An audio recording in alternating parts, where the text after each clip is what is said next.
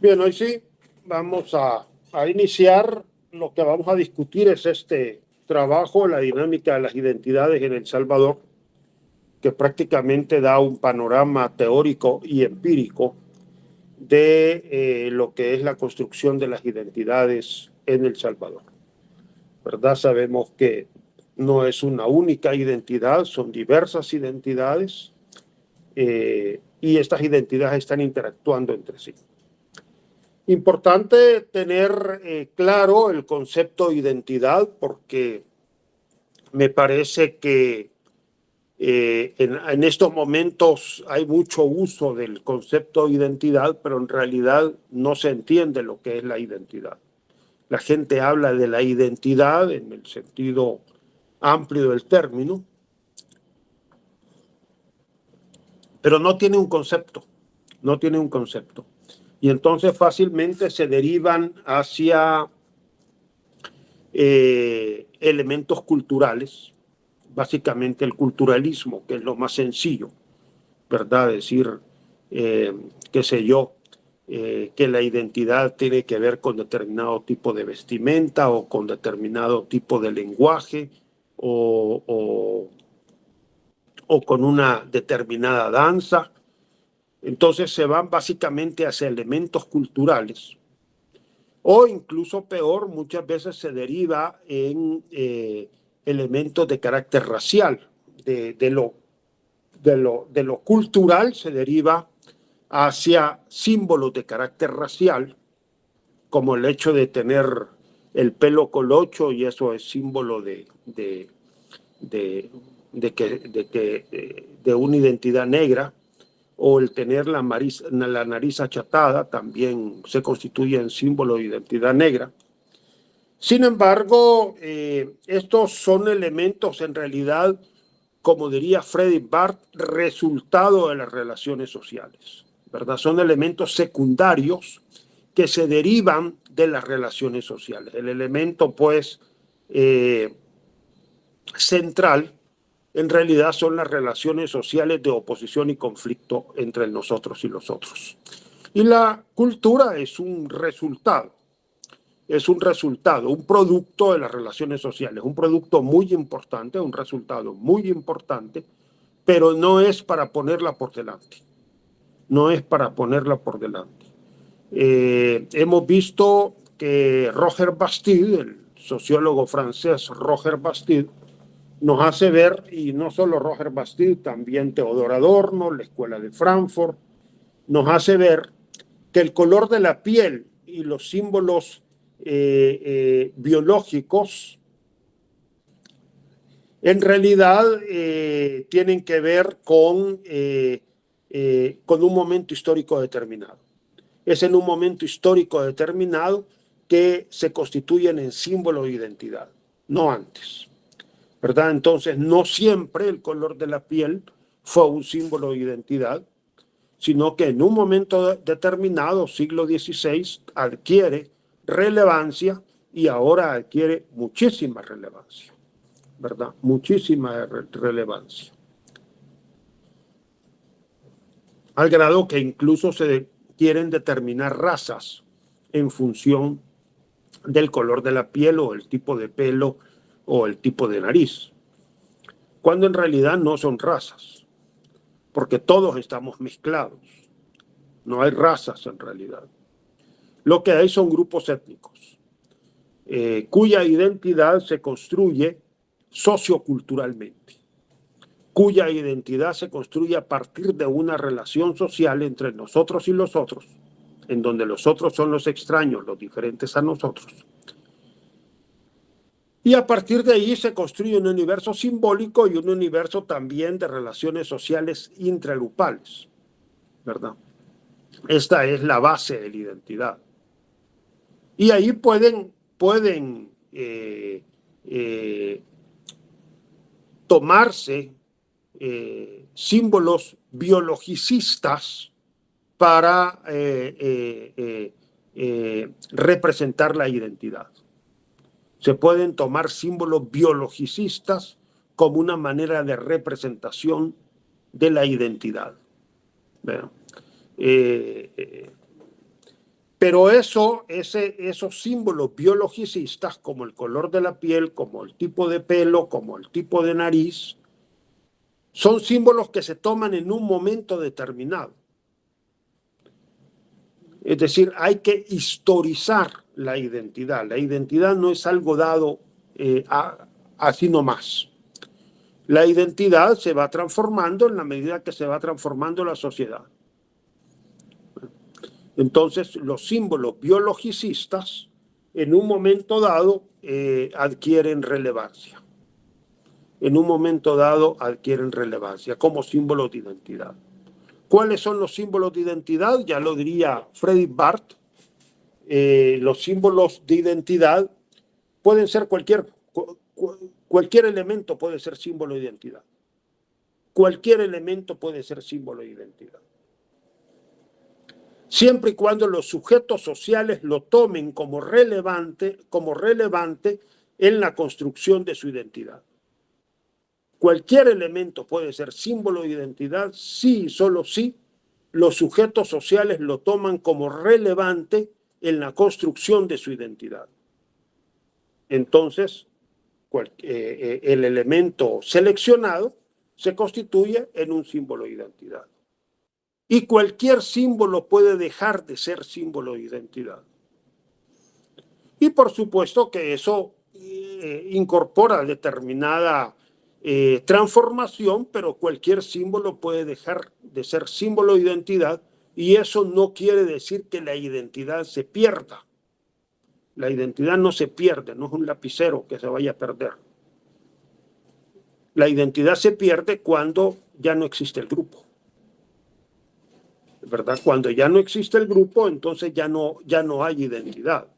Pero mientras el grupo esté vivo, la identidad también está viva. A nosotros los salvadoreños nos quitaron el colón. Nos quitaron el colón. Y nos impusieron el dólar. Que por cierto no fue a través de un acto democrático. Fue impuesto por la fuerza. ¿Verdad? Nos quitaron el colón y nos impusieron el dólar. Pero nosotros seguimos desarrollando nuestra identidad. Por supuesto que eso trajo transformación, ¿verdad? Pero seguimos desarrollando la identidad. Ahí en los seminarios de investigación he visto que hay alguien que está trabajando el tema de la moneda. La moneda efectivamente es un símbolo de identidad muy importante. Las monedas nacionales. Pero, como todo símbolo de identidad, no es indispensable. Como todo símbolo de identidad puede ser sustituido. Bueno, como todo símbolo de identidad puede ser sustituido. ¿Quiénes sustituyen los símbolos de identidad? Los sujetos sociales, los sujetos portadores de identidad. Esos son los que los sustituyen, los sujetos portadores de identidad. Bien, una cosa son los discursos explícitos sobre la identidad y otro el sentido profundo de la identidad, ¿verdad? Y aquí nos metemos a esta oposición entre racionalizaciones conscientes y pensamiento preconsciente.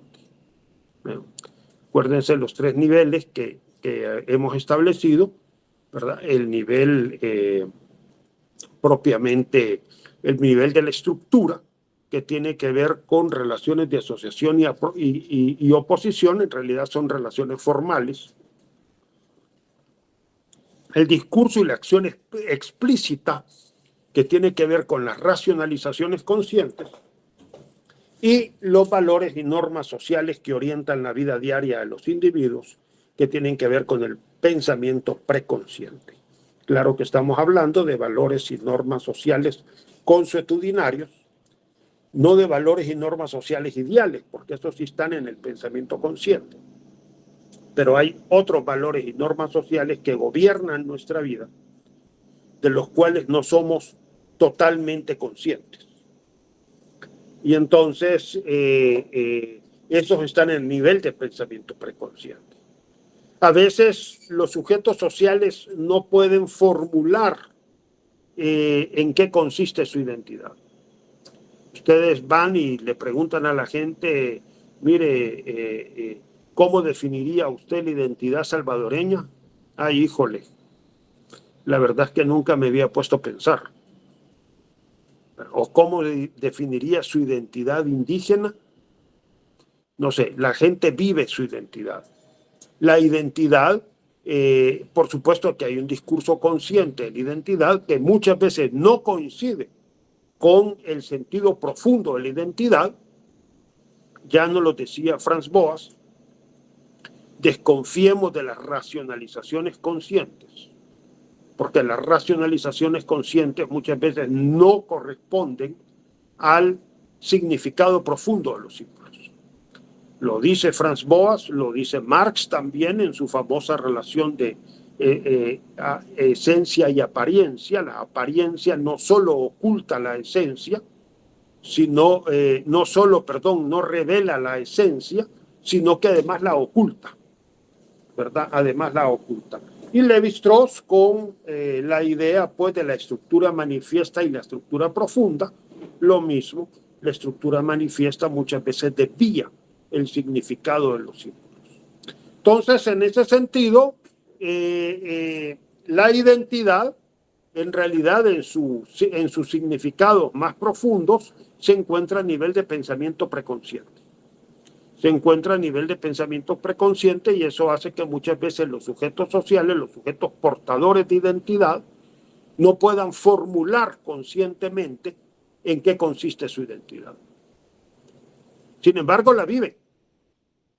Sin embargo, la viven. Cuando El Salvador juega contra México, por ejemplo, en el estadio, la gente está gritando a favor del Salvador. Y nada nos causa más placer que ganarle a México. Aunque no vayamos al Mundial, no importa, pero le ganamos a México. Ahí que estamos reflejando las relaciones de oposición y conflicto. En este caso, entre El Salvador y México.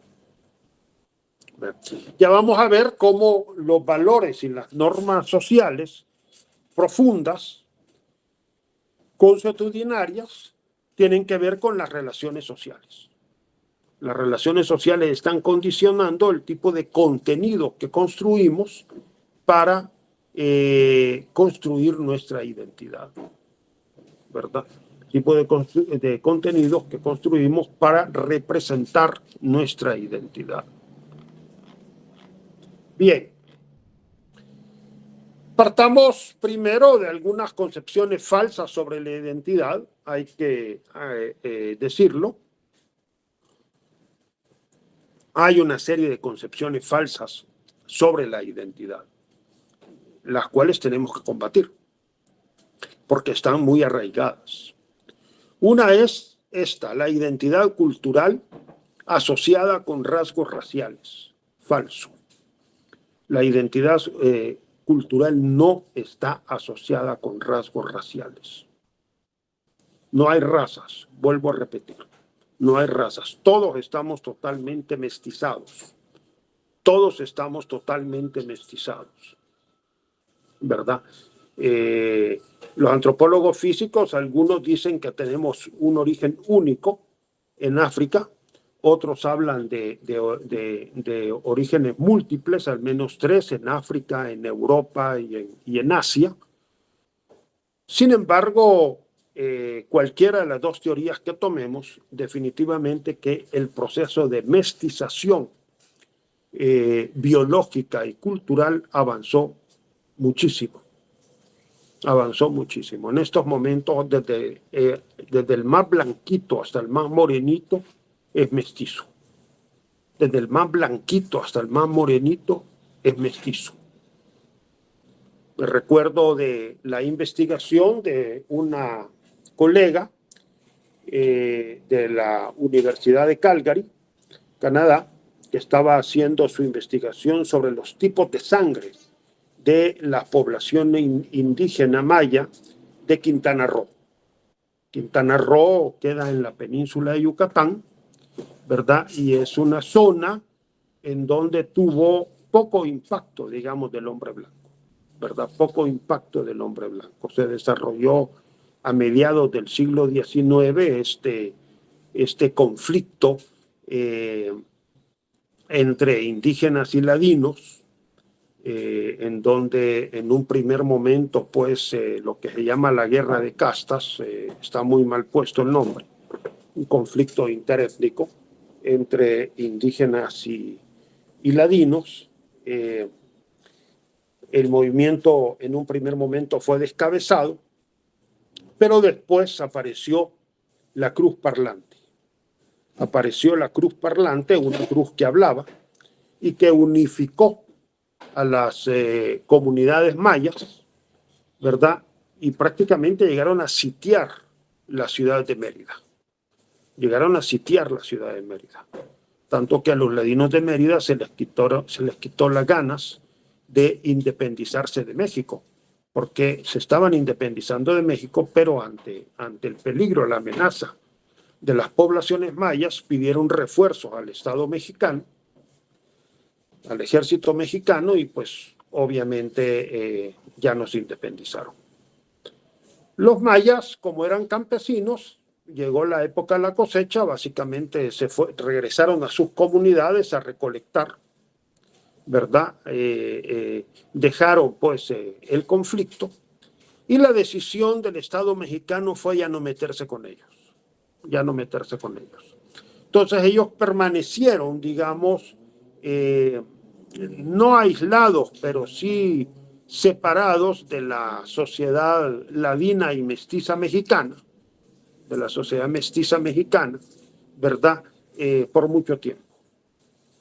Esta colega se dio a la tarea de hacer análisis de tipos de sangre de la población maya de Quintana Roo.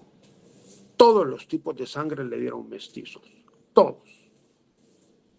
Y si los indígenas de Quintana Roo todos los tipos de sangre le dan mestizos, con mucho mayor razón los indígenas de Guatemala, de El Salvador o de cualquier otra parte de América Latina. Es decir, todos somos mestizos. Y no hay que confundir el concepto de raza con el uso político de la raza. Ahora hay un uso político de la raza, que por cierto viene de los negros de los Estados Unidos.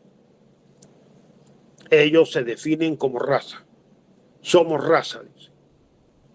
Y los académicos erróneamente han tomado ese concepto, ¿verdad?, en un intento de identificarse con los grupos oprimidos, con los negros, ¿verdad?, de los Estados Unidos. Y además extienden el concepto de raza ya no solo a los negros, también a los latinos. Eso es todavía más complicado, porque entre los latinos sabemos una diversidad, digamos, de tipos biológicos muy grande. En el grupo hispano, que ellos le llaman, los latinoamericanos americanos, hay desde gente muy blanca hasta gente muy morena.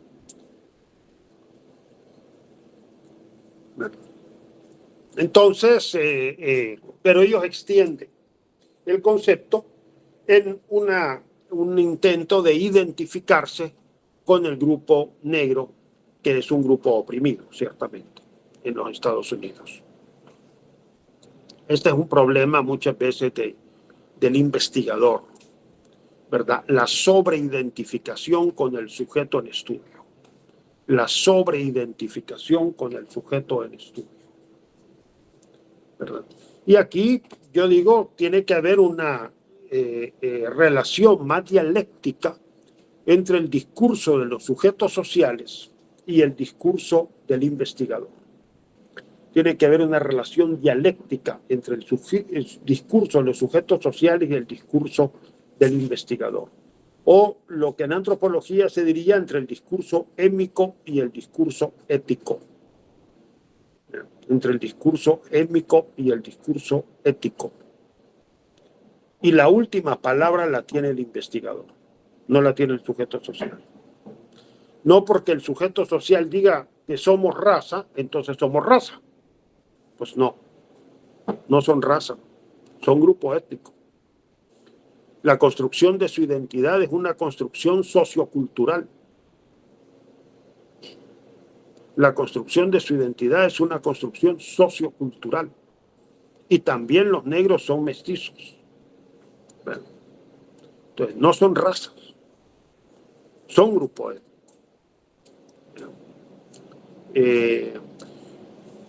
Ahora, sí podemos hablar de procesos de racismo o de racialización, que es el concepto, digamos, más contemporáneo, el concepto de racialización. Racismo, ¿por qué hay racismo? Porque se percibe las relaciones sociales y las jerarquías sociales como constituidas por grupos que tienen características biológicas distintas. Fíjense que entonces el fenómeno es de carácter simbólico, no es físico. El problema es cuando lo simbólico se pasa a lo físico.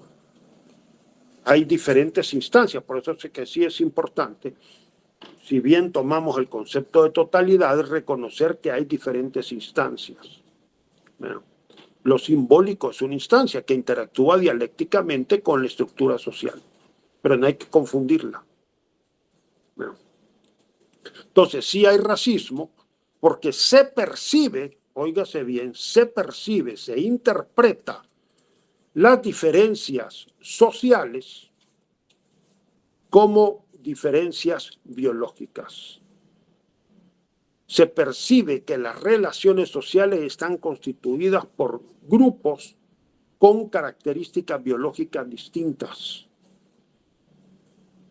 Y las jerarquías sociales están constituidas por grupos con características biológicas distintas.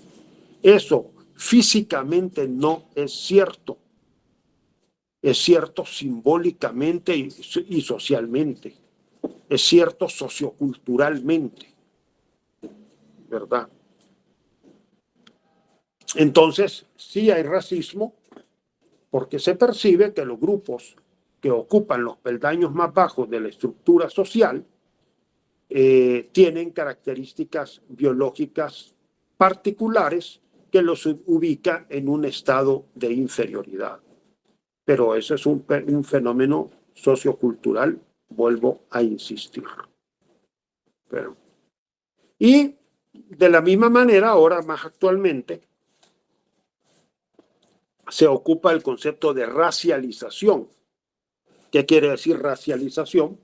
Que se perciben las relaciones sociales como si fueran constituidas por grupos biológicamente distintos. Es decir, como que si estuvieran constituidas por razas, aunque realmente no son razas, pero aunque físicamente, digamos, no son razas, pero se les concibe como que si fueran razas. Entonces se da un proceso de racialización. Y eso hace que las relaciones sociales sean más rígidas, las estructuras sociales sean más rígidas y la movilidad social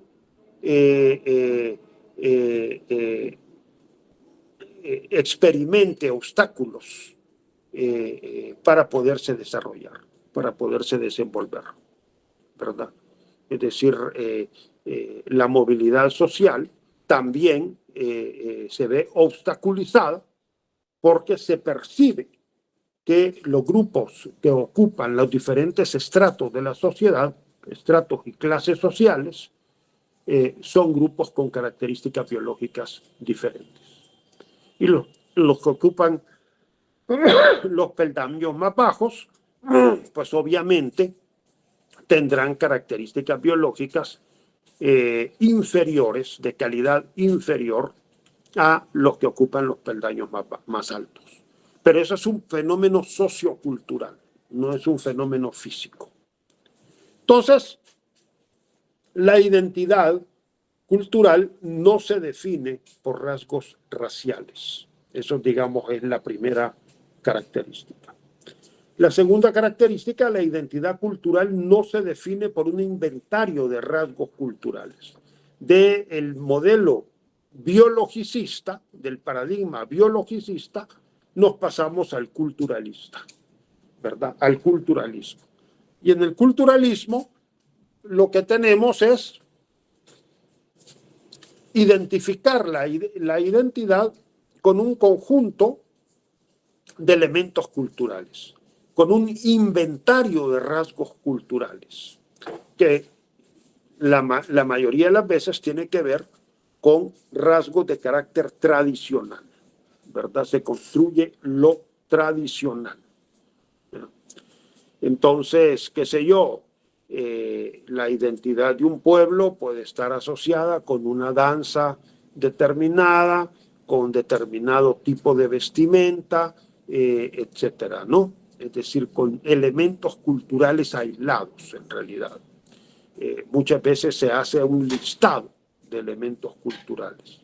El problema con esto son dos. En primer lugar, que la cultura es dinámica, es cambiante, y entonces se hizo el listado de elementos culturales, pero resulta que el libro se lo publicaron 5 años después y ya hay elementos culturales que ya no simbolizan identidad o que ya no son trascendentes para la identidad del pueblo, ¿verdad?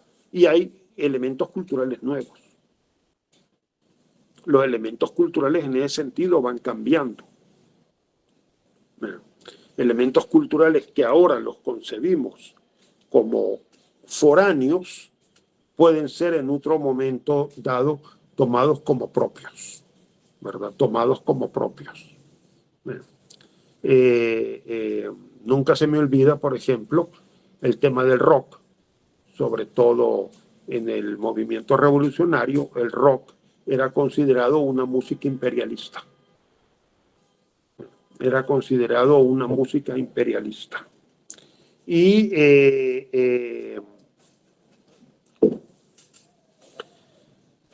por tanto rechazada. Ahora, por ejemplo, el rock más bien es un símbolo de identidad para muchos jóvenes. Ahora es un símbolo de identidad para muchos jóvenes.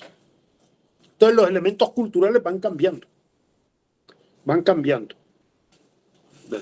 Entonces un inventario de rasgos culturales no nos sirve porque, para empezar, hay que decir que ese inventario corresponde a un momento histórico determinado, ¿verdad? Corresponde a un momento histórico determinado. En realidad, ya vamos a ver, la base de la identidad son las relaciones sociales. Y el otro elemento es que en el nivel cultural, lo que se verifica es un entrelazamiento dialéctico de lo tradicional con lo moderno. Han habido, si quieren, dos posiciones.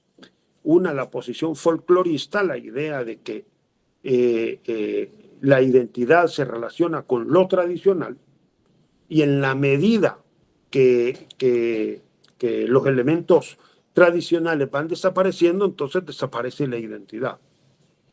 En realidad, incluso se habla de un proceso de desculturización. La verdad es de que la identidad no puede desaparecer, ni tampoco la cultura puede desaparecer. Como diría Clifford Geertz, somos seres culturales por naturaleza. Somos seres culturales por naturaleza.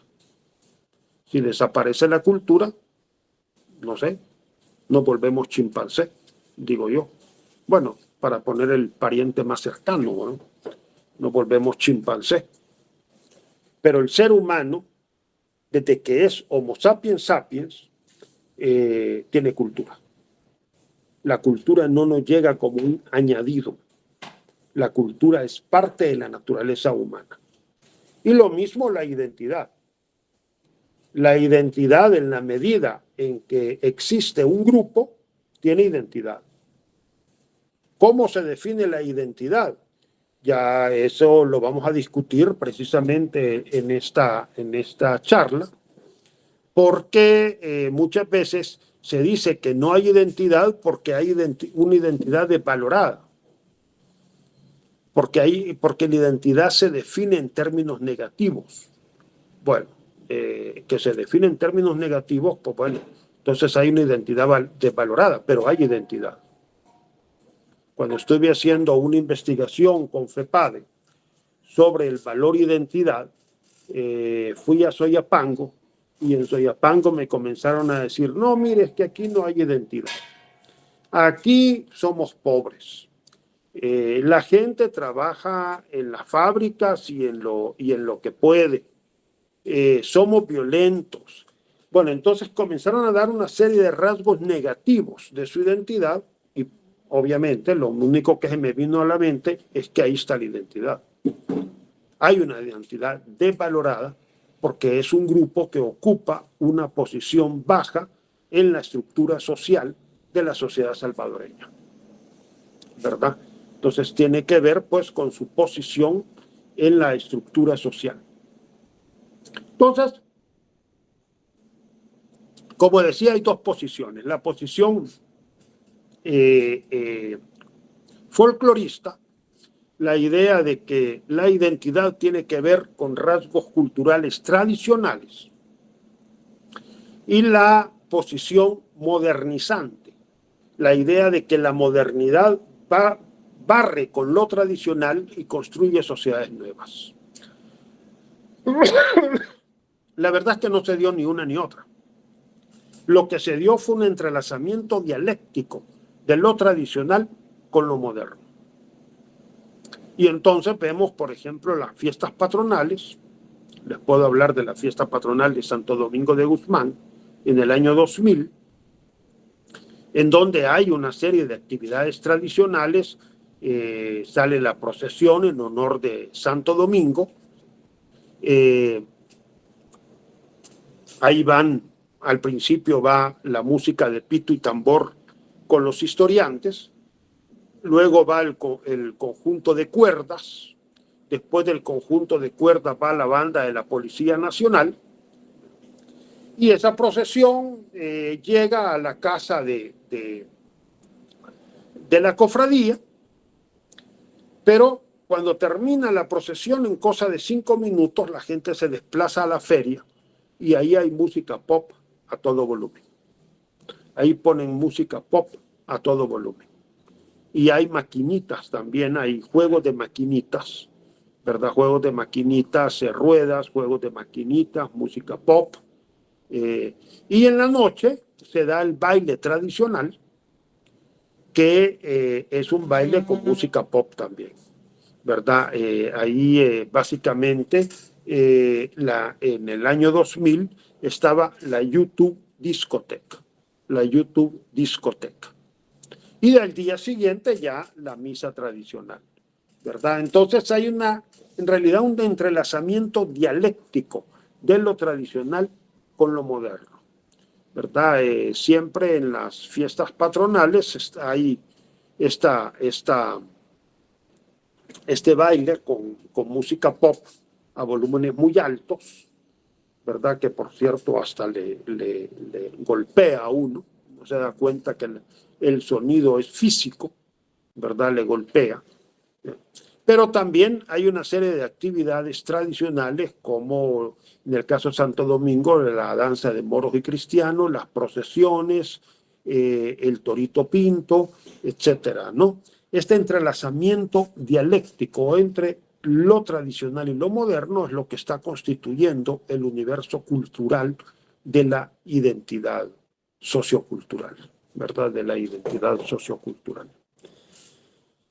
Entonces, no podemos tampoco basarnos la identidad en una especie de inventario de rasgos culturales. Y como reacción a estas dos posiciones, surge una tercera posición, la idea de que la identidad cultural tiene que ver con la posición social.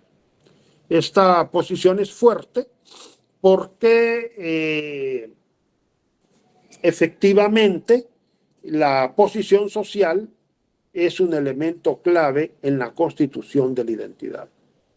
En el caso de los grupos indígenas, ya que hemos estado hablando de Santo Domingo de Guzmán, en el caso de los grupos indígenas, por ejemplo, los grupos indígenas normalmente ocupan los peldaños más bajos de los municipios o distritos ahora, ¿verdad? De los municipios o distritos en los cuales se encuentran.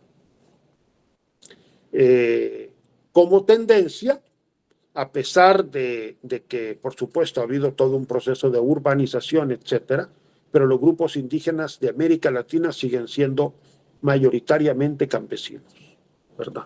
Mayoritariamente campesinos. Y ocupan los estratos más bajos de la estructura social. Son incluso discriminados por los campesinos mestizos soladinos de la localidad. También en el caso de las migraciones, los salvadoreños americanos normalmente son los salvadoreños pobres, ¿verdad? Son los salvadoreños pobres. Lo que están construyendo la cultura salvadoreño-americana básicamente son los salvadoreños pobres. Y también se ubican en los estratos más bajos de la estructura social de los Estados Unidos, Canadá u otros países del mundo. Entonces, la posición social siempre es importante. Hay un libro muy importante de Ricardo Isabel Pozas Arciniega, de México, que se denomina El indio en las clases sociales mexicanas, el indio en las clases sociales de México. Es muy interesante porque hace este entrelazamiento entre el grupo étnico y la clase social. Lo mismo en el caso de los Estados Unidos. Los negros, por supuesto que hay negros que tienen mucho dinero, etcétera, pero el grueso de la población negra se ubica en los estratos más bajos, en las clases y los estratos más bajos de la sociedad estadounidense. También los latinos y otros grupos étnicos. Y los blancos ocupan una posición, digamos, de supremacía, ¿verdad? En la estructura social estadounidense. Entonces, la clase social y el estrato siempre están condicionando la identidad, pero no lo condicionan en su totalidad. Es decir, es cierto que los salvadoreños americanos son los salvadoreños pobres, los sujetos, digamos, son sujetos pobres que ocupan los peldaños más bajos de la estructura social de los Estados Unidos. Pero no todos los pobres de Estados Unidos son salvadoreños americanos. Hay mexicanos americanos, hay negros, hay orientales, hay de origen árabe o del Medio Oriente. Entonces, no todos los pobres tienen una identidad salvadoreña-americana. Y lo mismo podemos decir, la mayoría de los indígenas son campesinos, es cierto, pero no todos los campesinos son indígenas. Hay campesinos mestizos y ladinos. Y quizás en eso una crítica al doctor Alejandro Dagoberto Marroquín, que identificó muy directamente lo indígena con lo campesino. No totalmente. Entonces, digamos que si bien la posición social es importante en la construcción de la identidad, no agota el fenómeno de la identidad. No agota el fenómeno de la identidad. Entonces, si hemos dicho que la identidad cultural no está definida por rasgos raciales, tampoco por un inventario de rasgos culturales y tampoco por la posición social únicamente, entonces, ¿cómo se define la identidad cultural? Una buena pregunta. Bueno, la identidad sociocultural se define por relaciones sociales de oposición y conflicto entre nosotros y los otros, en donde los otros son los extraños, los diferentes a nosotros. Es decir, básicamente es una relación social entre nosotros y los otros, o los otros y ellos, también se dice en inglés. Es una relación social entre nosotros y los otros lo que está constituyendo la identidad. La identidad en ese sentido es producto de la interacción social cotidiana e incluye procesos económicos, políticos y simbólicos. En ese sentido, la base de la identidad en realidad es esto, las relaciones de oposición y conflicto. A partir de ahí se construye el universo de relaciones sociales intragrupales y también se construye el universo cultural o simbólico, ¿verdad? Pero, como diría Breitbart, la cultura es un derivado de las relaciones sociales. En el caso de El Salvador es muy interesante, por ejemplo, el caso de los grupos indígenas en El Salvador, que los grupos indígenas en El Salvador hablan español y no tienen muy pocos rasgos culturales que ustedes puedan identificar como indígenas.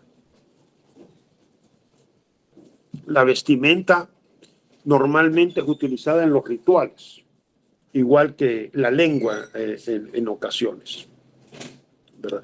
Y sin embargo hay una identidad bien definida. Y uno dice, ¿por qué? Yo he estado en Cacaopera, he estado en Izalco, he estado en Santo Domingo de Guzmán. En todos estos lugares la identidad es muy clara, muy definida. Y la división entre ladinos e indígenas también es muy definida. Ladino se le dice en El Salvador a el mestizo local, el mestizo que vive en los municipios o en las localidades donde hay presencia indígena. Entonces, es muy definida la identidad. ¿Y por qué? Por la interacción social cotidiana, simplemente, por la interacción social cotidiana. Eso es lo que está definiendo la identidad, ¿verdad? La identidad no es producto del aislamiento, es un producto de la interacción. Y muchas veces cuando estamos interactuando con el otro, reafirmamos nuestra identidad. Hay un proceso un poco contradictorio porque por una parte se homogeniza la cultura, porque estamos interactuando con el otro, se homogeniza la cultura, pero se refuerza la identidad. ¿Por qué? Por esta interacción social cotidiana, ¿verdad? Entonces, en el caso de los grupos indígenas, yo les decía, bueno, aquí prácticamente en la zona pacífica de Centroamérica, en el Pacífico centroamericano, Guatemala, El Salvador y Nicaragua, el Pacífico náhuatl de Centroamérica, se desarrolla un proceso de aculturación bastante fuerte. Aculturación entendido por el cambio cultural provocado por la interacción entre dos o más grupos étnicos, en donde hay uno o dos que tienen el poder. Entonces, hay un proceso de aculturación que se da básicamente en la costa pacífica de Centroamérica, ¿verdad? Y esto en El Salvador es reforzado por la matanza de 1932, ¿verdad? En donde se desarrolla un levantamiento indígena campesino bastante importante, que es sofocado con lujo de barbarie, y eso, pues, los grupos indígenas quedan subyugados, digamos, al poder mestizo y ladino de El Salvador. El Salvador se define como una sociedad mestiza. A mediados del siglo XX prácticamente se le da la espalda a los grupos indígenas al grado que los grupos indígenas dejan de denominarse indígenas. Dejan de denominarse indígenas. Y mucha gente dijo, desapareció la identidad indígena. No desapareció, porque la interacción entre nosotros y los otros, entre un grupo y otro, se siguió desarrollando. Ya no se denominaban indígenas, pero eran dos grupos que se distinguían. Luego viene ya el conflicto político-militar, se organiza la primera organización indígena de carácter nacional, la Asociación Nacional de Indígenas Salvadoreños, y entonces dice la gente, aparecieron los indígenas. No, no aparecieron, nunca habían desaparecido. Eso es lo que pasa. Nunca habían desaparecido. Sencillamente no manifestaban su identidad por rasgos culturales manifiestos. No manifestaban su identidad, no expresaban su identidad por rasgos culturales manifiestos. Pero ellos mantenían efectivamente su identidad. Ellos seguían desarrollando, más bien mantener un concepto un poco conservador, ellos siguen desarrollando su identidad. Básicamente a través de sus relaciones sociales. De las relaciones entre el nosotros y los otros, ¿verdad? Ya no centrado en rasgos culturales manifiestos, aquellos rasgos que muchas veces los grupos dominantes quieren ver. Entonces, pero este fenómeno en realidad no es solo de los grupos indígenas de El Salvador, de Guatemala y Nicaragua. Estoy hablando de la costa pacífica de Nicaragua, del área náhuatl, de Guatemala, estoy hablando de la costa pacífica de Guatemala, del área náhuatl, ¿verdad?, de Guatemala. También se da, por ejemplo, en el caso de Canadá y de Estados Unidos, ustedes ven un montón de gente blanca caminando, pero en realidad los blancos también tienen sus propias identidades, ¿verdad? Tienen sus propias identidades. En Canadá, por ejemplo, era muy importante los alemanes canadienses, que eran gente con mucho poder y que tenían relaciones de solidaridad y ayuda mutua muy importantes entre ellos. En Chicago son muy importantes los polacos. También tienen, bueno, una serie de actividades económicas y sociales propias de ellos, ¿verdad? Y claro, uno los ve en la calle y ve gente blanca. Nadie anda un rótulo aquí, tampoco los indígenas andan un rótulo aquí diciendo yo soy indígena. Pues no andan un rótulo, ¿verdad? Entonces, pero su identidad la siguen desarrollando y la siguen desarrollando a partir de la interacción social cotidiana. Que establece, por supuesto, procesos económicos, políticos y simbólicos, y sobre todo establece una estructura de poder. Hemos dicho que la identidad se basa en relaciones sociales de oposición y conflicto entre nosotros y los otros. Entonces, importante determinar quiénes son el nosotros y quiénes los otros. En el caso, por ejemplo, de los grupos indígenas, por hablarle de los indígenas de Santo Domingo de Guzmán, indígenas náhuatl de Santo Domingo de Guzmán, nosotros son los indígenas de Santo Domingo de Guzmán. ¿Y quiénes son los otros? Primero los ladinos, que son los mestizos locales, los mestizos de la localidad de Santo Domingo de Guzmán, que en su mayoría son ganaderos, o muchos de ellos son ganaderos, ¿verdad? Y son los que tienen el poder económico y político en Santo Domingo de Guzmán. Luego los mestizos, que es la etnia dominante a nivel nacional. En el caso, digamos, de los salvadoreños en Calgary, que yo los he estudiado, nosotros obviamente son los salvadoreños calgarianos. ¿Y quiénes son los otros? Bueno, ahí están los anglo-canadienses, que son los que tienen el poder económico y político en Canadá y cultural. Y los chilenos canadienses. En el caso de Calgary, los chilenos calgarianos eran muy importantes, era un grupo muy importante. Casi siempre los latinos, cuando migran a los Estados Unidos, Canadá y otros países del mundo, crean estas comunidades latinoamericanas, ¿verdad? Crean estas comunidades latinoamericanas. Y entonces allí se desarrollan, por supuesto, relaciones de solidaridad, pero también relaciones de oposición y conflicto.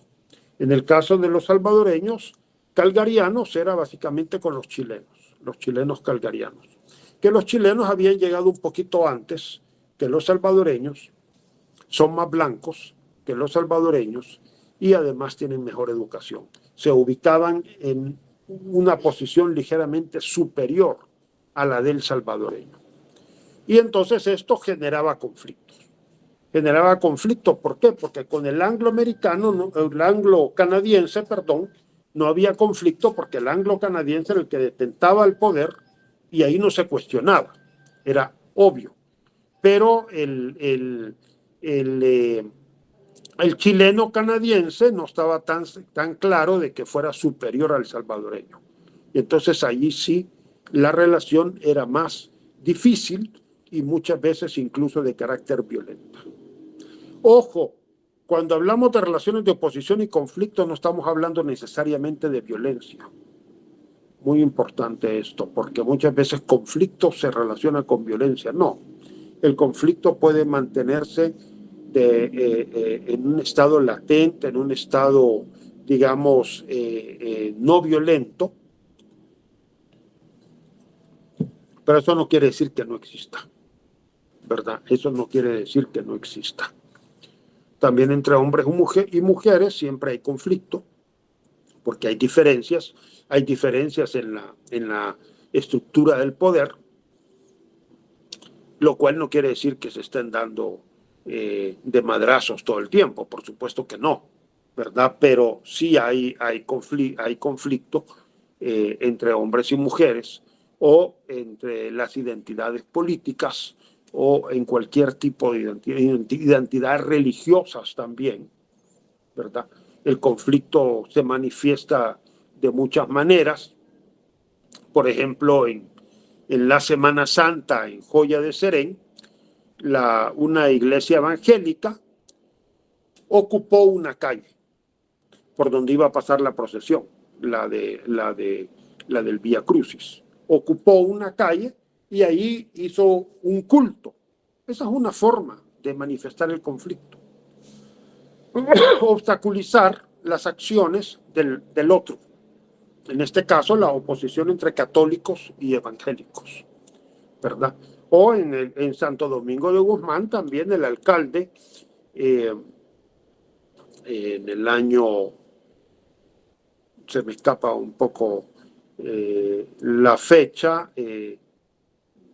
más o menos en el 2015, el alcalde era evangélico y entonces colocó las ruedas en una de las calles por donde iba a pasar la procesión en honor a Santo Domingo. Son formas de obstaculizar el desarrollo de las actividades, en este caso del grupo católico. Eso son manifestaciones del conflicto. Esas son manifestaciones de conflicto, ¿verdad? Entonces, el conflicto no siempre se manifiesta a través de los golpes, también se puede manifestar a través de diversas acciones que obstaculizan al otro grupo, ¿verdad? O, por ejemplo, la manera de etiquetarlos. Muchas veces los católicos se refieren a los evangélicos como locos, ¿verdad?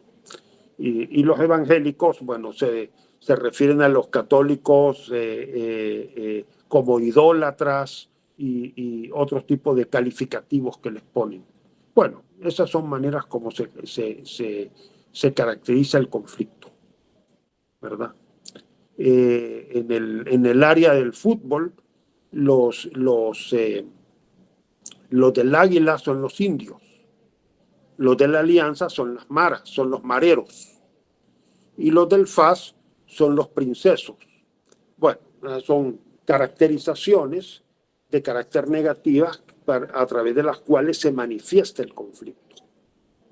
En Los Ángeles, a los salvadoreños, a los latinos en general, a los hispanos, se les dice las cucarachas. Nosotros somos las cucarachas. ¿Por qué? Porque hagan lo que hagan, siempre somos más, ¿verdad? Nunca nos logran eliminar. Entonces somos las cucarachas. Bueno, son caracterizaciones peyorativas, negativas, que se establecen en contra del otro, ¿verdad? De un grupo que se considera opositor al mío, ¿verdad? Un grupo que está en oposición al mío. Es lo mismo nosotros, muchas veces nos referimos a los hondureños como holgazanes, como haraganes, como se le ponen una serie de calificativos, porque los consideramos inferiores a nosotros. También el salvadoreño discrimina, en particular al hondureño y al nicaragüense que vienen a las cortas de café y les ponemos los caracterizamos negativamente. Los caracterizamos negativamente. Entonces, la manera como se manifiestan las relaciones de oposición y conflicto son múltiples. En las identidades políticas también, el hecho de referirse a los mismos de siempre. Los mismos de siempre son los corruptos, son los ineficientes, los que hicieron negocio de todo, ¿verdad?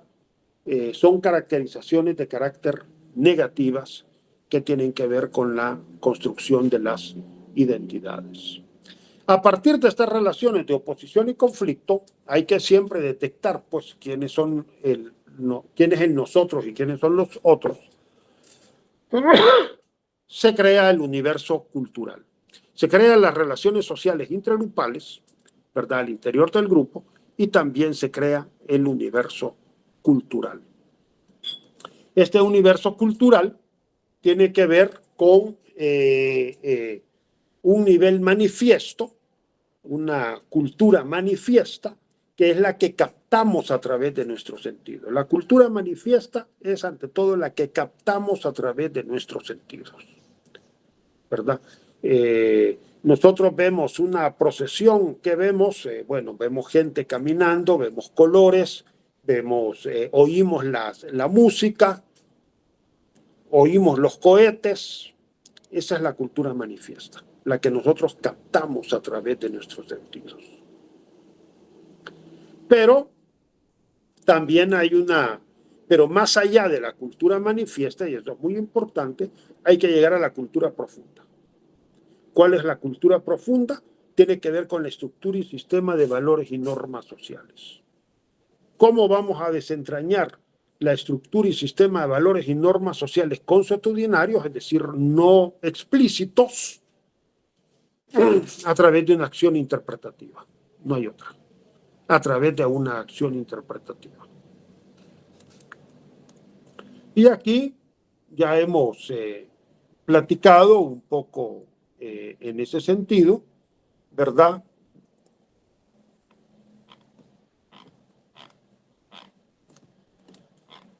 Ya hemos platicado. Tenemos tres niveles. El nivel inconsciente, que básicamente son relaciones formales de asociación y oposición, al estilo 11001001, como trabajan todas las computadoras y los medios electrónicos. El nivel consciente, que es el discurso y la acción explícitas, es decir, lo que captamos a través de los sentidos, lo que vemos, lo que oímos. Y el preconsciente, que son las estructuras o sistemas de valores y normas sociales consuetudinarios. Acuérdense que hablamos de estructura como el nivel más profundo y el sistema como el nivel más manifiesto, ¿verdad? Más específico, perdón, más específico, no manifiesto, no, que más bien el nivel más específico, ¿verdad? Que corresponde a un grupo, pues, social determinado.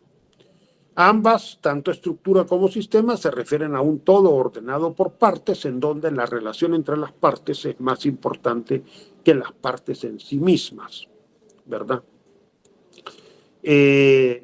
La estructura es universal, el sistema es particular, tiene que ver con un grupo social determinado. Entonces, ¿qué es lo que nosotros vamos a observar, por ejemplo, en un grupo de carácter identitario? Un sistema de valores y normas sociales, ¿verdad? Que es el sistema de valores y normas sociales más profundo que está condicionando la vida social cotidiana. Poco para no dejárselo así tan en abstracto.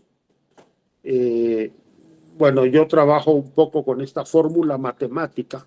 A es a B, lo que C es a D, lo que E es a F. Aquí hay relaciones de asociación y de oposición. Hablando de los salvadoreños calgarianos, ¿verdad? Los salvadoreños de Calgary, esta es una investigación de 1991. Yo saqué estos valores. Los anglo-canadienses son a los salvadoreños calgarianos lo que el individualismo es al colectivismo, lo que la libertad es al control social. Ojo, cuando estamos hablando de valores, obviamente que estamos hablando de una cultura en particular, ¿verdad? Por tanto, los valores no son universales. Lo universal es el inconsciente. Los valores no son universales. Los valores corresponden a un grupo social determinado. En este caso, a los salvadoreños calgarianos.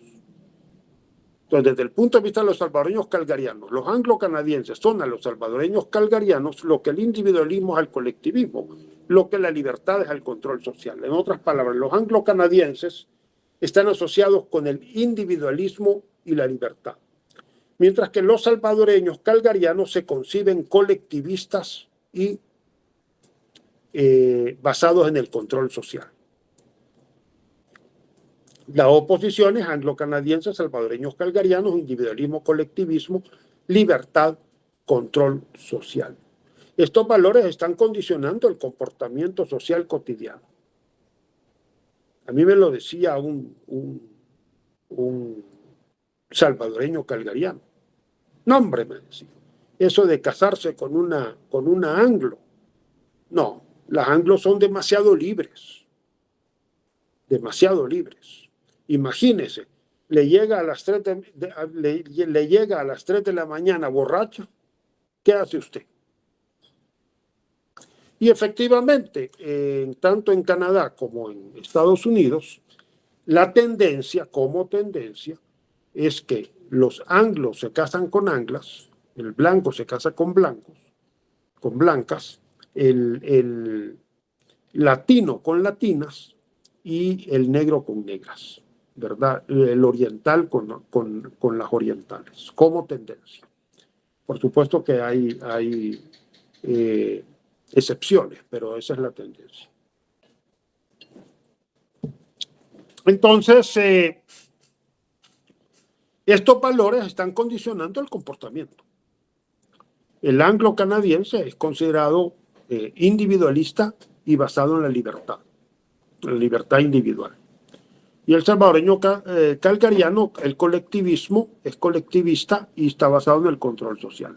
Algo que también les molestaba a los salvadoreños en Calgary es el hecho de que, estoy hablando de 1991, que cuando ellos llegaron, sus hijos y sus hijas no llevaban uniforme.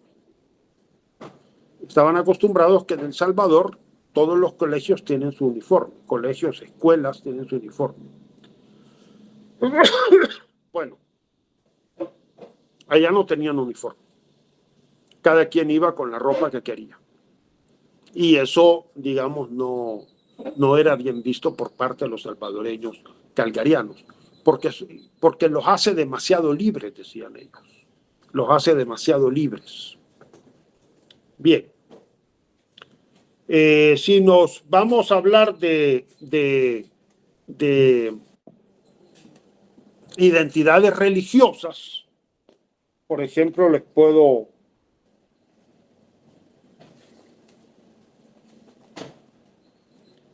leer aquí. Préndame la luz, Rosa.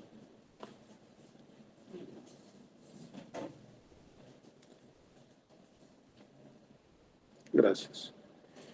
Le puedo leer aquí un testimonio desde mi libro de Memoria Histórica del Movimiento Campesino de Chalatenango, ¿verdad? Hablando de los orígenes del movimiento revolucionario, la organización popular que yo recuerde, a través de la reflexión muchas veces de la Biblia, interpretaciones precisas de la Biblia y su realidad concreta, ¿verdad? No solo profundización del contenido en el sentido de las lecturas, sino algo solo superficial, ¿verdad? En que el Dios que está en los cielos y todo lo que hagamos en esta tierra lo tenemos ganado en el cielo, sino que más la interpretación precisa sobre la justicia, sobre qué quiere Dios con sus hijos y sobre la justicia que debe de existir no en el cielo, sino en la tierra. Entonces aquí pues tendríamos, no sé, ahí tengo muchos más testimonios, por supuesto, que nos vamos a quedar con este, y podemos establecer la siguiente relación, siempre basados en esta fórmula de A es a B, lo que C es a D, lo que E es a F. La opción preferencial por los pobres es al catolicismo tradicional, lo que el reino de Dios en la tierra es al reino de Dios en el cielo, lo que la transformación de la sociedad es a la preservación de la sociedad, lo que la justicia y solidaridad es a la injusticia y el egoísmo. Entonces, la opción preferencial por los pobres, por supuesto que esto desde el punto de vista de los semicampesinos revolucionarios de Huarjila y los ranchos, la opción preferencial por los pobres está asociado con el reino de Dios en la tierra, con la transformación de la sociedad, con la justicia y la solidaridad.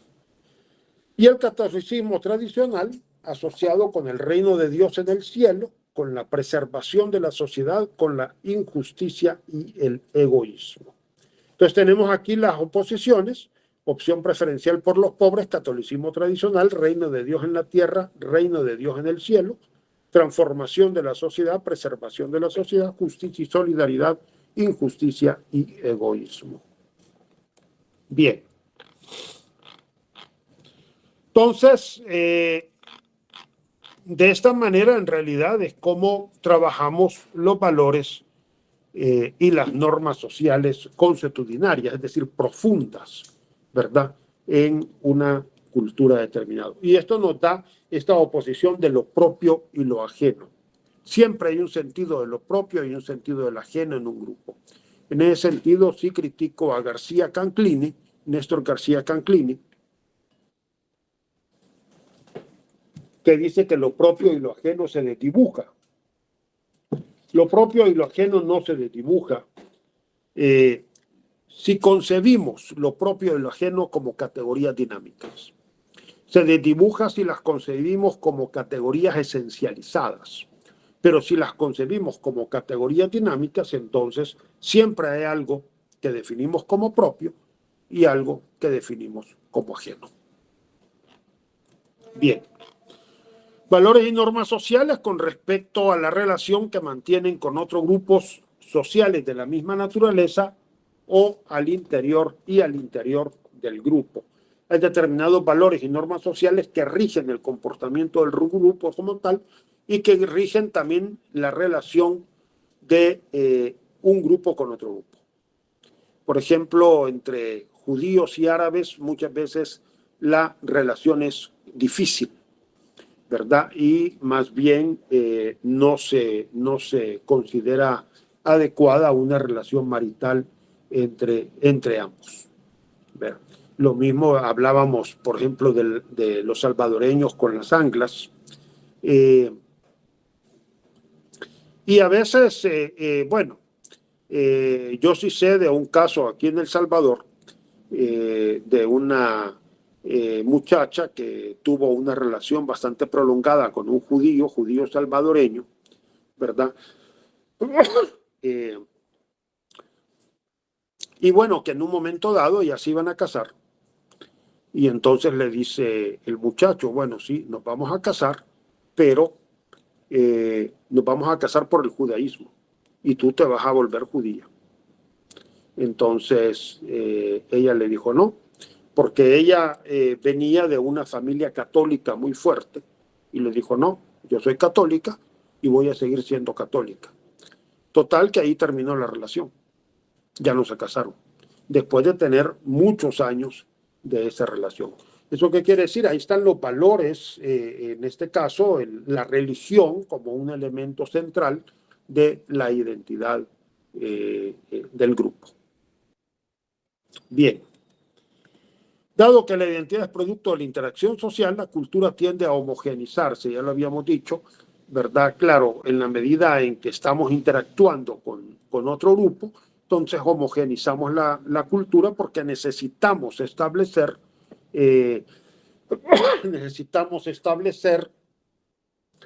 cierto lenguaje común. Pero esto no elimina la identidad, ni mucho menos, sino que a veces incluso hasta la refuerza.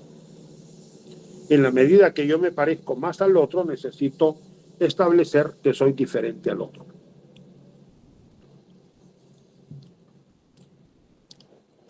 Bien.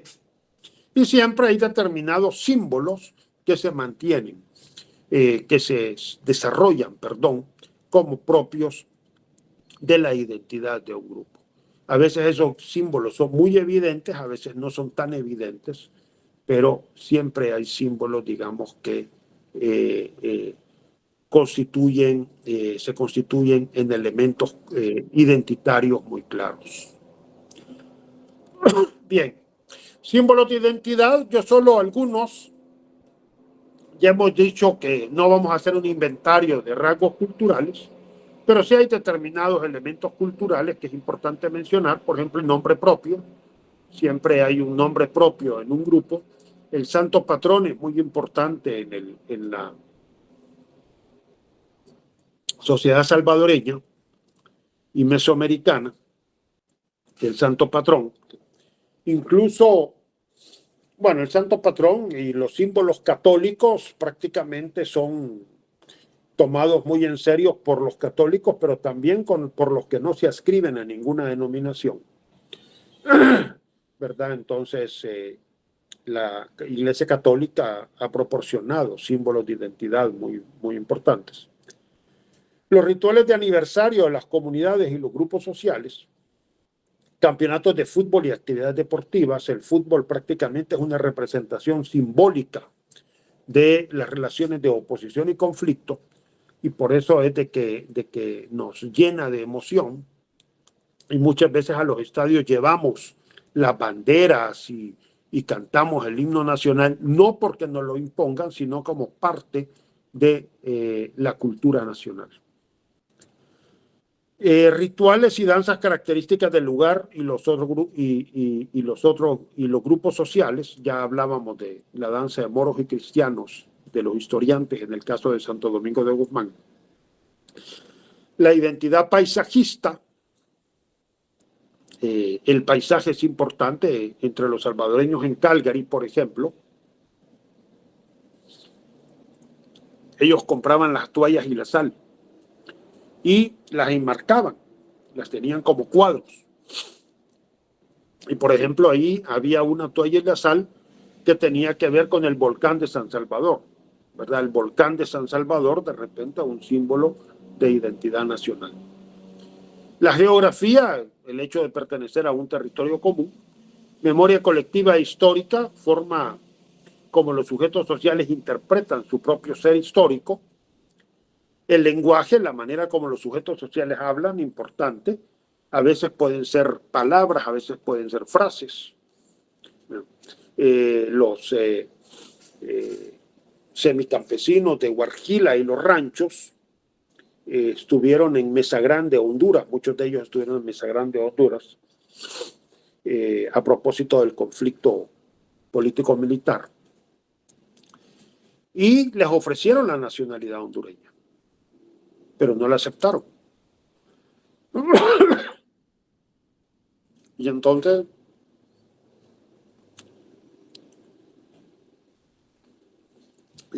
ellos me decían, ¿cómo vamos a aceptar la nacionalidad hondureña si ellos hablan mal?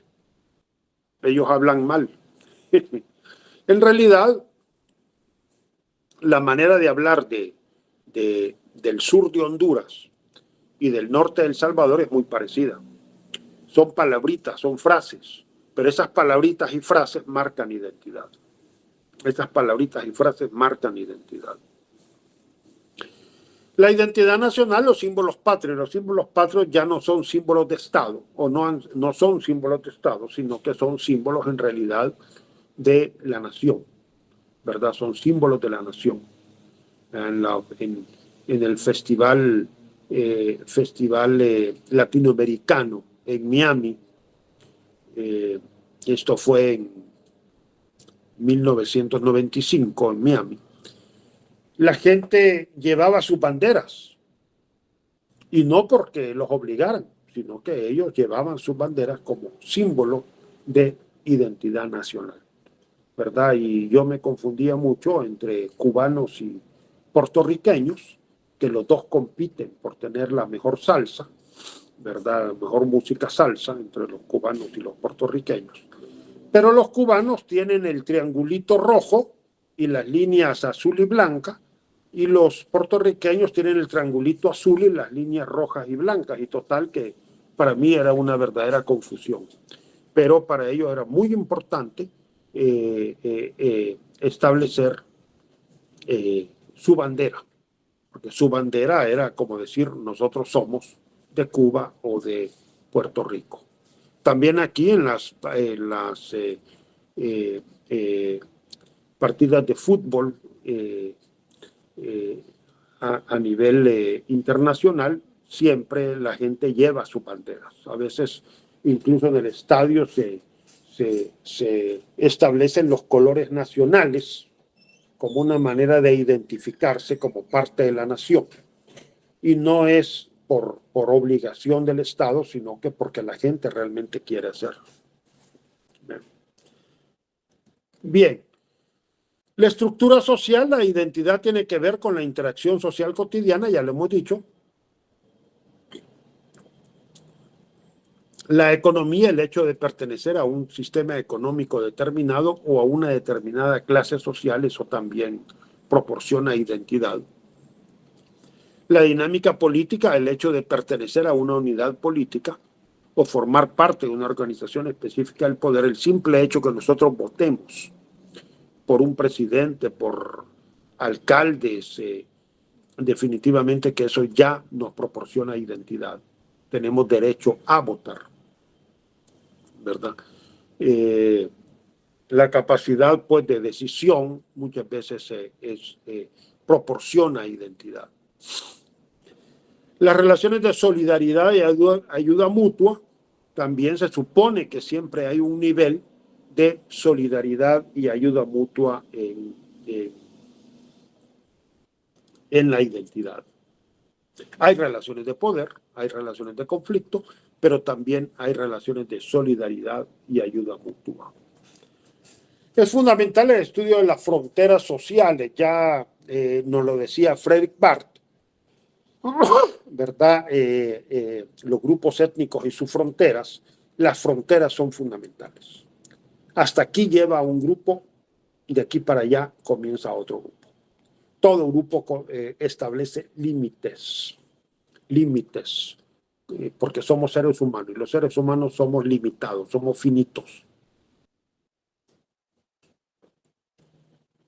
Solo los posmodernos creen que no hay límites, pero sí hay límites. Hay límites en los grupos políticos, hay límites también en los grupos religiosos, ¿verdad? Sos o no sos católico, sos o no sos de determinada iglesia. Hay límites también en los grupos étnicos. hay límites en las clases y estratos sociales, ¿verdad? Entonces, siempre hay límites, siempre hay límites. ¿Cómo se establecen los límites? Eso es lo que hay que determinar. A veces los límites no están establecidos formalmente, se establecen en la cotidianidad. Se establece en la cotidianidad. Pierre Bourdieu, por ejemplo, nos habla de cómo la construcción del gusto es una forma de establecer límites, ¿verdad? De establecer límites. Y ahí los límites están establecidos más en la cotidianidad. Los temas de conversación, los gustos por determinado tipo de música, determinado tipo de comida, etcétera, están estableciendo límites entre grupos, entre clases sociales y estratos socioeconómicos. Pero también entre grupos étnicos y de otra naturaleza. Bien. Carácter histórico de la identidad sociocultural, bueno, todos los elementos de la identidad están cambiando, ¿verdad? Tanto las relaciones de oposición y conflicto como la cultura y las relaciones intergrupales, todos están sometidos a la transformación, a procesos de transformación. La identidad se aprende a través de la socialización de los individuos, de la enculturación. En realidad estamos aprendiendo la identidad de que somos pequeños. Desde que somos pequeños. Y la identidad es un fenómeno esencialmente sociopolítico. ¿Por qué? Porque construye estructuras de poder. Construye estructuras y sistemas de poder. Bien. En toda sociedad existe un conjunto de identidades socioculturales, algunas de las cuales se complementan, pero otras compiten entre sí.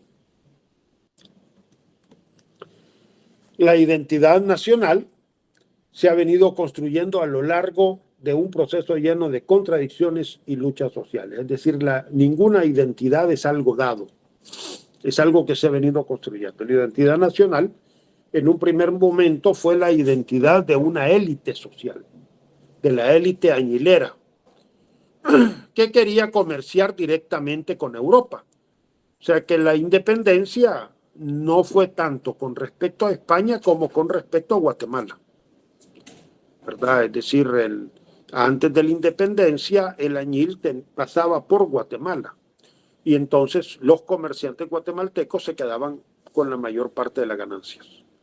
Lo que los salvadoreños querían era que el comercio fuera directamente a Europa, sin pasar por Guatemala. El conflicto en realidad era con Guatemala. Y entonces, en un primer momento, la identidad nacional fue una identidad de élite. Poco a poco se fue expandiendo. Ya a finales del siglo XIX se puede identificar la construcción de la identidad nacional salvadoreña, ¿verdad? Pero bueno, la independencia viene de 1821, finales del siglo XIX, estamos hablando después de 60, 70 años. Que para la fecha es bastante. 1932, triunfo de la sociedad ladina y mestiza sobre las poblaciones indígenas. Prácticamente las poblaciones indígenas quedan como subyugadas. La sociedad salvadoreña se define como una sociedad mestiza. Incluso se llegó a establecer que los indígenas habían desaparecido, cosa que no es cierto, pero sí quedaron subyugados. Y se desarrolla una cultura política del anticomunismo, porque se asocia al indígena con el comunismo. Eso no quiere decir que realmente hay un equívoco acá, y muchos académicos ven el levantamiento de 1932 como propiciado por el Partido Comunista o con influencia del Partido Comunista y de orientaciones comunistas y socialistas internacionales. No es cierto. La influencia del Partido Comunista y de orientaciones comunistas y socialistas internacionales es muy bajo. Es muy bajo. En realidad el levantamiento es un levantamiento en cadena que más bien tiene características locales y étnicas. Características locales y étnicas. Es un levantamiento indígena campesino, en contra de los detentadores del poder de sus localidades, de los ladinos, de Nahuizalco, de Izalco, de cada una de las localidades en donde se levantó la población indígena. Fíjense que la población indígena de Santo Domingo de Guzmán no se levantó. ¿Por qué? Por dos razones.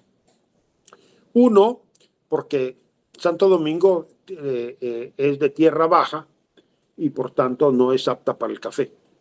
La expansión del café era una de las motivaciones les estaban arrebatando sus tierras por la expansión del café. Y dos, no habían ladinos. La constitución del grupo ladino en Santo Domingo es posterior. Entonces Santo Domingo no se levantó. Se levantó Tacuba, Nahuizalco, Izalco, Colón. Hay varios municipios que se levantaron. Pero en realidad era un levantamiento, una rebelión de carácter local. Era una rebelión de carácter local. No fue una revolución, como en el caso de los 70 y los 80, sino que más bien una rebelión, ¿verdad?, de carácter local y con características étnicas, básicamente. Bien, pero se asocia al indígena con el comunismo y entonces se desarrolla lo que se ha denominado la cultura política anticomunista. Luego viene el conflicto político-militar que inicia en 1970, conflicto político-militar, no guerra, porque el conflicto no es únicamente bélico, sino que tiene que ver con un componente político importante, ¿verdad?, que inicia en los años 70 y esto replantea la identidad salvadoreña. Esto constituye pues, un replanteamiento de la identidad salvadoreña. Bien, en particular se cuestiona esta visión anticomunista.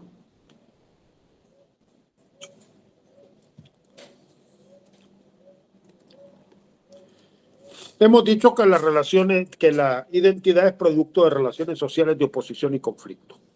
Entonces, en el caso de la identidad nacional, podemos hablar de tres grupos: el grupo angloamericano o blanco-americano, el grupo mexicano y el resto de los países centroamericanos. El grupo angloamericano, que tiene que ver con una relación de dominio-subordinación, recordemos a Roger Bastide, en la cual el salvadoreño ocupa la posición del subordinado. Es una relación de dominio asumido, es decir, nos asumimos como inferiores al angloamericano prácticamente en todos los ámbitos, en el ámbito económico, en el ámbito político, en el ámbito cultural. Con el mexicano más bien hay una relación conflictiva, que yo la denomino hegemonía no asumida. No aceptamos la calidad de inferioridad frente al mexicano.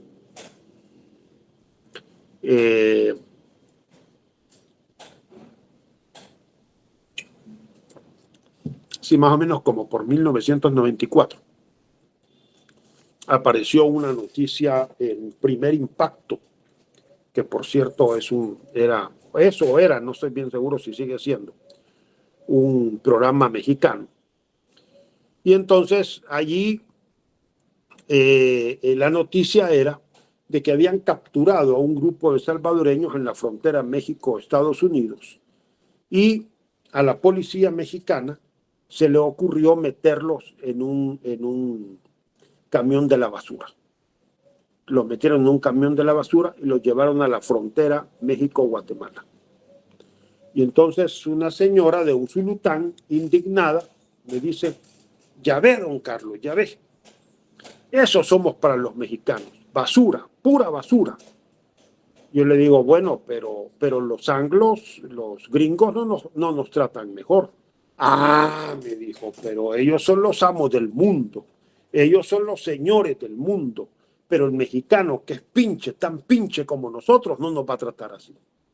Entonces, claro, eso lo que hace ver es esto, es decir, hay un dominio asumido, ellos sí nos pueden pisotear, porque ellos son los amos del mundo, son los señores del mundo, pero el mexicano, que en palabras de esta señora es pinche, tan pinche como nosotros, ellos no nos van a tratar mal, ¿verdad? Hay una hegemonía no asumida.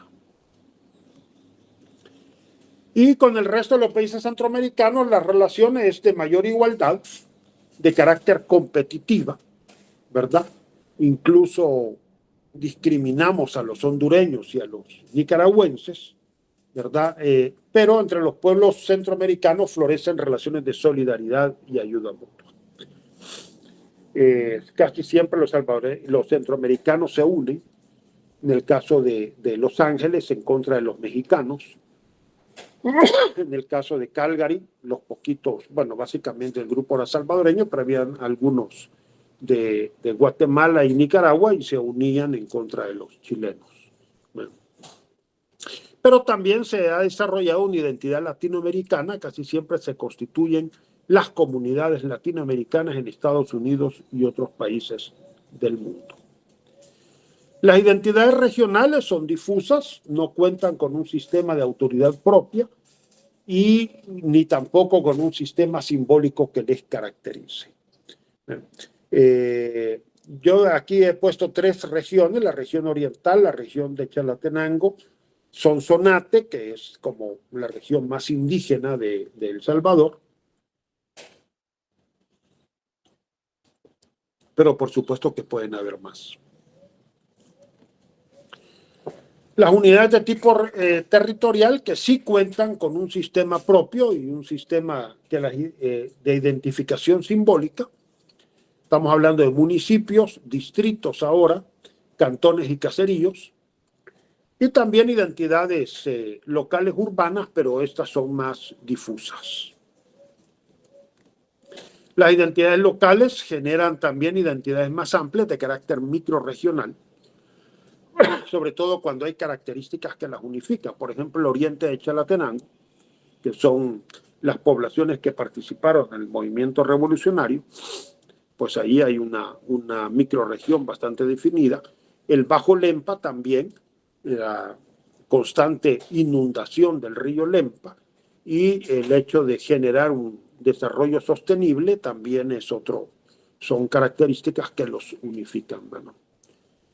Y ahí las microrregiones, pues cada quien, bueno, el área metropolitana de San Salvador, yo diría que también se constituye en una microrregión.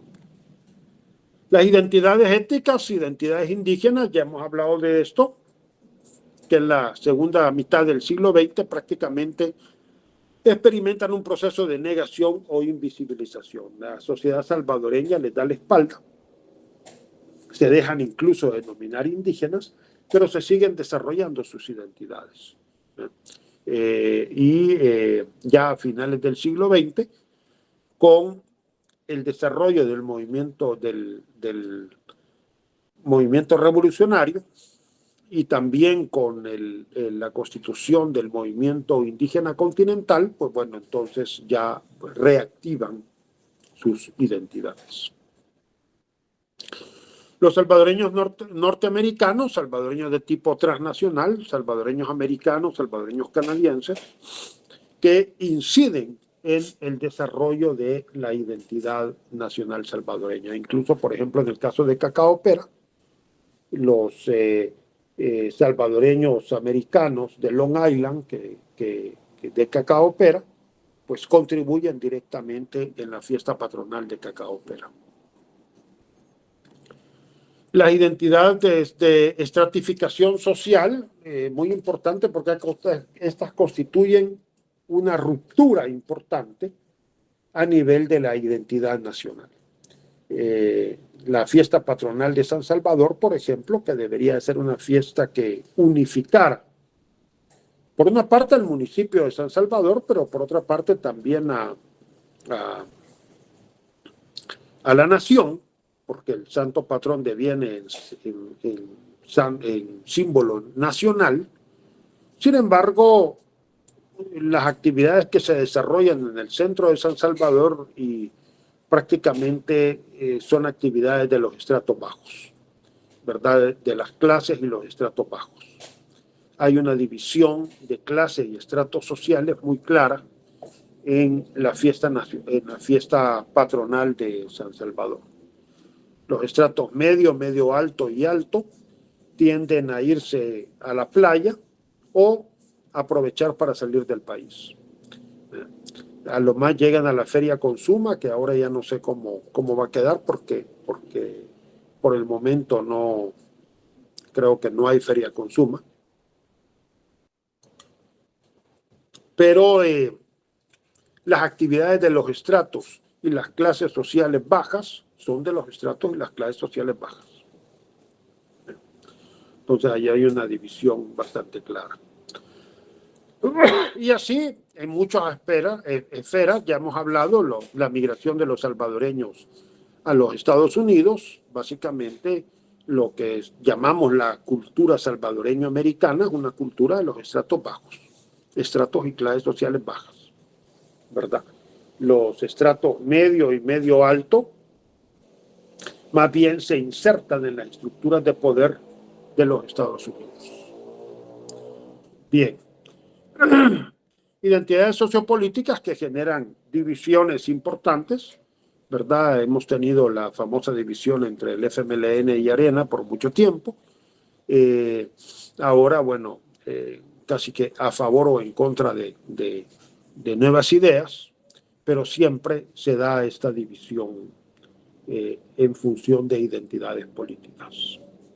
Y bueno, ya en los lugares, en las localidades, pues habría que ver, también las divisiones políticas están impactando.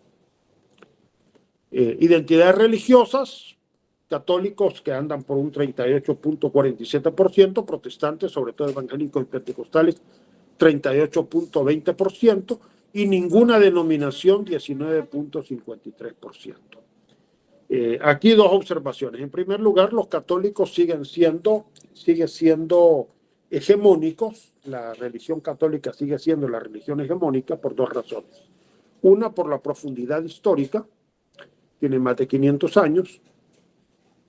Y dos, porque a pesar de sus divisiones, constituye una iglesia, entonces están unificados. Los evangélicos y los pentecostales son diversas iglesias dispersas, que no logran unificarse y por tanto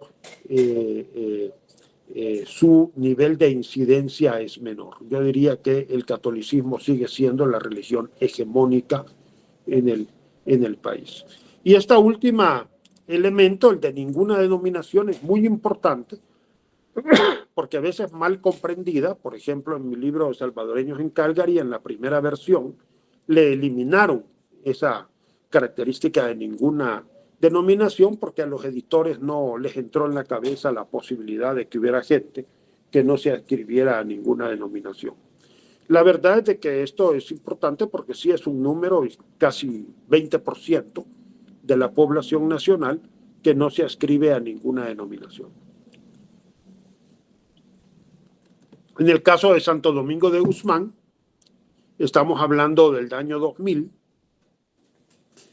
católicos 43.10%, evangélicos 46.55% y ninguna denominación 10.35%. Insisto que los católicos siguen siendo hegemónicos por la profundidad histórica, por el hecho que se mantienen unificados como iglesia y también porque proporcionan los símbolos de identidad nacional y también los símbolos de identidad del municipio. Ahora, distrito. Bien, identidades de grupos de edad, la oposición entre jóvenes y adultos es muy importante. Los jóvenes introducen transformaciones de trascendencia y las identidades de género también, muchas veces no reconocidas, pero que deben de reconocerse cada vez con mayor fuerza. Todas estas identidades se atraviesan y se condicionan unas a otras de tal manera que el estudio de un tipo de identidad exige tomar en cuenta los demás tipos de identidad sociocultural. Por supuesto que uno toma una identidad, se concentra en una identidad, pero toma en cuenta las demás identidades que están interactuando con esta identidad. Y entonces aquí 5 dimensiones para el estudio de las identidades y los sistemas culturales: el nivel local, el nivel microrregional, regional, nacional, transnacional y global. Todos estos niveles se están interrelacionando dialécticamente, ¿verdad? Muy importante eso. Todos estos niveles se están interrelacionando dialécticamente. Y lo digo muy importante porque ahora con la antropología y la globalización, tal pareciera que todo va de lo global hacia lo local. No. Todos estos son niveles: el cantón, el caserío, el distrito, el municipio, la microrregión, la región, la sociedad nacional y la sociedad global, que tienen dinámicas propias, ¿verdad? Como diría Julian Stewart, ya hace bastante tiempo, Julian Stewart decía: el nivel más bajo puede tener una orientación diferente al nivel más alto. Y eso sucede. Por ejemplo, si yo agarro el caso de Huarjila de los Ranchos, el caso de Huarjila, por ejemplo, Huarjila es semicampesino, combina la economía campesina con la economía capitalista, pero con un peso fuerte de la economía campesina, y con la economía capitalista a través de la migración transnacional principalmente, ¿verdad? Después pasamos al distrito, más o menos estamos hablando ya en el distrito el nivel capitalista es más importante, sí va adquiriendo mayor peso, sobre todo por la ciudad de Chalatenango, ¿verdad? No, perdón, me estoy equivocando. En el caso de Huarjila, digamos, pasaríamos al municipio más bien, y ahí en el municipio sí, efectivamente, el peso de la ciudad de Chalatenango ya tiene un carácter capitalista más fuerte. Luego llegamos a la microrregión. La microrregión sí tiene si agarramos el oriente de Chalatenango, ahí el peso de la economía campesina, de la sociedad campesina es muy fuerte, ¿verdad? La región, la sociedad nacional, la sociedad global, ahí ya el elemento capitalista es más fuerte. Entonces, sí hay una interacción dialéctica entre capitalismo y sociedad campesina que va adquiriendo diferentes grados a nivel, en relación a los diferentes niveles de la sociedad. Bien, aquí me quedo y espero sus preguntas, comentarios, etcétera.